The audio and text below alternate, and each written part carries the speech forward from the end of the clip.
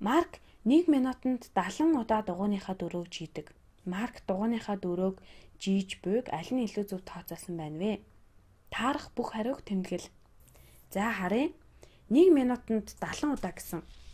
Тэгэхээр 1 минутанд 60 секунд байдаг. Хэрэв минутанд 60 удаа гэсэн бол 1 секундэд 1 удаа дөрөөгөө жийж байгааз.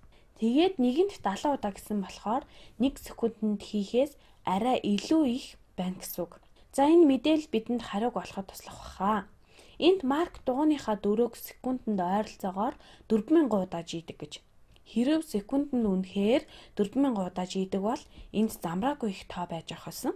4000-ыг 1 минутанд байдаг 60 секундээр үржүүлээд маш том тоо энд гарч ирэх байсан биз. Минутанд 70 удаа гэхээр секундэд арай их байх гэд хэдүүлээ түрүүн тооцоолсон тийм.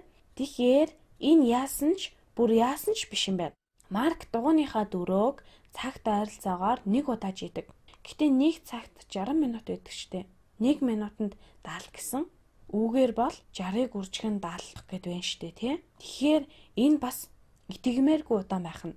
1 цагт 1 удаа гэвэл хэн ч итгэхгүй. Марк дугуйныхаа дөрөөг секундэд ойролцоогоор 1 удаа жийдэг. За үүнийг хэдүүлээ түрүүн ярьсан тийм үү. 1 минутанд 60 секунд байдаг. Тэгтэл тэр минутанд 70 удаа жийдэг гэхээр 1 секундэд нэгээс жоохон илүү жийсэн байна тий. Иймээс 70-ыг 60 хуваавал 70-ыг хуваахан 60 гэвэл хариу нь за би өөр юм руу ороод явах уу? Энд гарч ирэх тоон нэгээс үл ялэг илүү байж таараа. Тэгэхээр энэ зөв юм байна. Хэдүүлээ сая барагцаалж үзлээ те. Ойролцоогоор гэсэн шүү дээ. Энэ зөв байна аа. Марк дугуйныхаа дөрөөг цагт ойролцоогоор 4000 удаа жийдэг гэж. Үүнийг бодож үзье.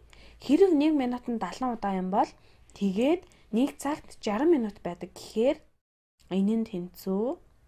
За 60-ыг үржихэн 70 гэдэг чинь хэдүүлээ 7-г 6-гаар гэхээр 42. Тэгээд энд 2 ширхэг тэг байгаа. Ингээд цаг тутамд яг 4200 удаа гэж гарлаа.